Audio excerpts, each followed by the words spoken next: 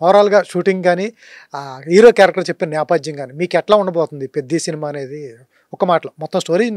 Story నాకు తెలియదులేండి ఎందుకంటే పాట సందర్భం వరకు చెప్పారు.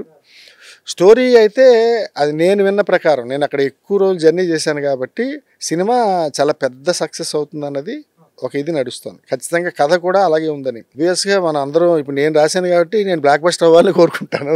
ఓకే ఓకే అది అవుతుంది కూడా. ఓకే సార్, బుచ్చిబాబుతో ఎట్లా ఉంటుంది ప్రయాణం? ఎందుకంటే ఈ పాట వచ్చేటప్పుడు పర్టికులర్గా తెలుగు రాష్ట్రాల్లో కాదు, నార్త్లో బాగా ఎంజాయ్ చేస్తున్నారు. ఎందుకు ఎంజాయ్ చేస్తున్నారు అనేది అర్థం అవట్లేదు. నార్త్ వాళ్ళకి ఎలా ఎక్కింది? రామ్ చరణ్ ఉక్కు స్టెప్పా, లేకపోతే చిక్రియా, లేకపోతే రెహమాన్ గారి ప్రభావమా? ఎక్కడ ఈ నార్త్ వాళ్ళకి విపరీతంగా ఎక్కేసింది. గతంలో పుష్ప ఎక్కింది ఆ టైప్లో అంతకంటే ఎక్కువ కూడా ఈ పాట ఎక్కేసింది. రెహమాన్ గారు అన్నవారు యూనివర్సల్ ఫిగర్. అతను పాట మనది తెలుగు అన్నది మన తెలుగు వరకు ఉన్న మన రెండు తెలుగు రాష్ట్రాల్లో లేకపోతే విదేశాల్లో తెలుగు వాళ్ళు వింటారు కదా.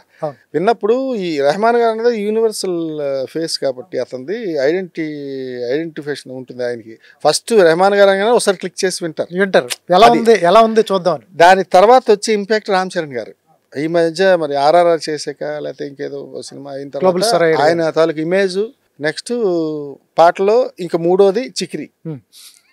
నేను విన్నది ఏంటంటే ఈ పాటని యాజ్ ఇట్ ఈజ్ గా తర్జుమా చేశారు. తెలుగులో ఏముందో మిగతా భాష అన్నిట్లోనే, అంటే ఇంచుమించు అదే అర్థం రావాలి. ఎక్కడో ఒకవేళ పదాలు కుదరకపోతే తప్ప ఆల్మోస్ట్ ఆల్ మీనింగ్ కూడా ఇదే. ఆ చంద్రుల్లో ముక్క జారిందే దీని ఎక్క అన్నదే ఉంటుంది మీనింగ్ ఆల్మోస్ట్ అలానే.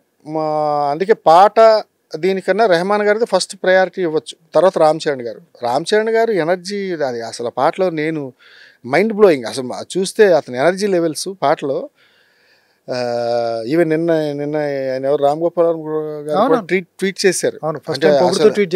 ఆయన పాజిటివ్ గా ట్వీట్ చేశారు.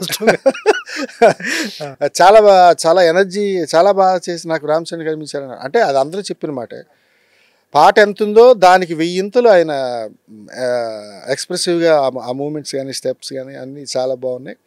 రెహమాన్ గారు, చిక్రీ, రామ్ చరణ్ గారు ఈ ముగ్గురే కారణాలు అనుకుంటున్నాను నేను పాటకి. సూపర్. ఇది ఇప్పుడుతో ఆగదు ఈ ప్రయాణం. అసలు ఈ పాట బాగా వెళ్ళింది, మామూలుగా వెళ్ళదు. అంటే 2 స్టేట్స్ లేకపోతే ఇండియా ఉంటే మనం కౌంట్ చేసుకోవచ్చు, ఖండాంతరాలు దాటేసింది.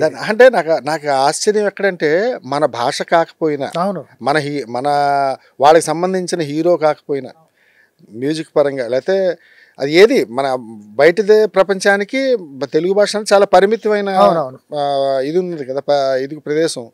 అలాంటిది మొత్తం ప్రపంచం అంతా తీసుకుంది అంటే నాకు అది ఒక్కటే చాలా వండరింగ్ గా ఉంది. అసలు మీకు ట్విట్టర్ ఓపెన్ చేస్తే మొత్తం ఇవే ట్రెండ్ అవుతుంది. ట్విట్టర్ మొత్తం ట్రెండ్ చిక్రీ ట్విట్టర్, ఇన్స్టాగ్రామ్, ఫేస్బుక్ ఎక్కడ చూసినా చిక్రీ. ఆ పాట సౌండ్ ఎవరైనా విన్నప్పుడు మీకు తెలియకుండా మీరే బాలాజీ గారు అని ఎవరికి తెలియదు.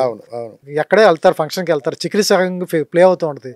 ఎట్లా ఉంటుంది మీ ఫీలింగ్? అసలు చాలా ఆనందం అనిపిస్తుంది. ఇప్పుడు నేను ఇంటర్వ్యూకి వచ్చా ఛానల్కి, బయట రిసెప్షన్ లో కూర్చున్నా. నా ఎదురుగుండా ఆయన ఎదురుగుండా ఒక ఆయన ఉన్నారు, ఈ పక్కన ఒక ఆయన ఉన్నారు. సాధారణ ఖాళీగా ఉన్నప్పుడు ఇన్స్టాగ్రామ్ చూస్తారు కదా, ఆయన ఒకసారి చిక్రీ అని వినిపిస్తుంటే ఈయన ఒకసారి చిక్రీ అని వినిపిస్తారు. అంటే వాళ్ళు తిప్పే 3 రీల్స్లో 4వ రీల్ కంపల్సరీగా చిక్రీ ఉంటున్నారు. అది విని నేను ఒకసారి చాలా ఆనందం అనిపించింది. అంటే నాకేమనిపించింది అంటే బాబు నేనే రాశానండి ఆ పాట అని చెప్దాం అనిపించింది వాళ్ళతో. అంటే అంత ఆనందంగా ఉంటుంది కదా. మన పేరు మనం జనం పిలవంగా మనం గెలవం కానీ మనుషులు పిలిచినప్పుడే మనం గెలుస్తాం. అలాగా పాట నన్ను గెలిపించిందని అనుకుంటున్నాను. Super sir. పెద్దతో నాకు తెలిసి నెక్స్ట్ లెవెల్ లీగ్ లో ఉంటారు మీరు ఇప్పుడు. బాలాజీ గారు అన్న వాళ్ళు నెక్స్ట్ లెవెల్ లీగ్. సాక్షి టీవీ ప్రసారాలను నిలిపివేయడం చట్టరీత్యా నేరం. సాక్షి టీవీ ప్రసారాల కోసం మీ స్థానిక కేబుల్ ఆపరేటర్ని వెంటనే సంప్రదించండి. DTHలో ఇంటర్నెట్లో కూడా సాక్షి టీవీ ప్రసారాలను వీక్షించవచ్చు.